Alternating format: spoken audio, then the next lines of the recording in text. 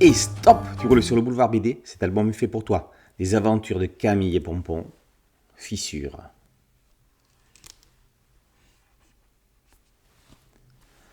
Sur le bord d'une route désertique, deux hommes attendent le bus. Pour l'un d'eux, ça fait 2375 ans qu'il poireaute. Pour l'autre, c'est ridicule, il n'y avait pas de bus au temps des Grecs anciens. Le soleil du désert leur a peut-être tapé sur la tête. C'est en se déplaçant pour se mettre à l'ombre qu'une nouvelle fissure déchire le sol. La nuit suivante, une météorite s'écrase non loin.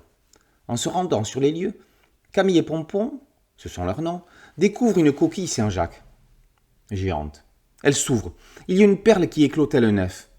En sort une fillette qu'ils enveloppent d'une chemise. Alors que la région semble se désintégrer, ils veulent la conduire en sécurité, à la civilisation. Au fil de leur marche, elle grandit à vue d'œil, jusqu'à devenir une belle jeune femme et mourir, comme un éphémère.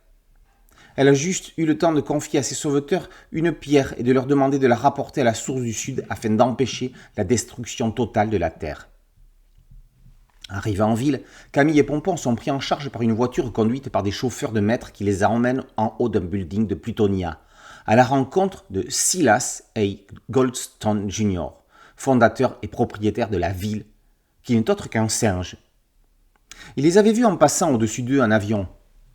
Le personnage a tout simplement décidé de les rendre riches. Il leur explique le modèle économique de la ville, basé sur le travail des robots et le repos de l'être humain et du singe. Mais les fissures menacent la cité. Afin de la sauver, Silas finance l'expédition des deux nouveaux venus vers cette fameuse et mystérieuse source du Sud. Ambiance vintage pour les aventures de Camille et Pompon. Entre le monde perdu de Conan Doyle et Ravage de Barjavel, Fissure est à la croisée des chemins entre une fin du monde et la survivance d'un passé qu'on pensait disparu. Dystopie ubuesque et aventure psychédélique, l'histoire navigue sur un fil du temps, comme le prouve la couverture, trouée, montrant un personnage s'observant lui-même.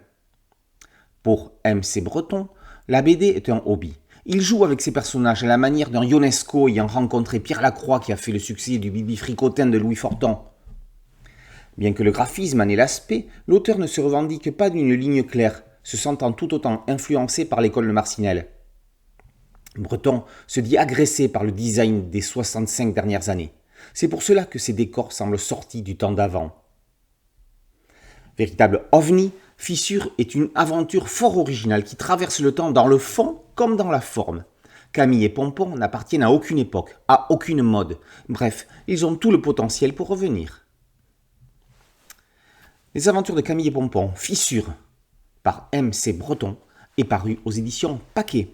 Boulevard BD, c'est un podcast audio, une chaîne YouTube et un site dédié. Merci de liker, de partager et de vous abonner. A très bientôt sur Boulevard BD. Ciao.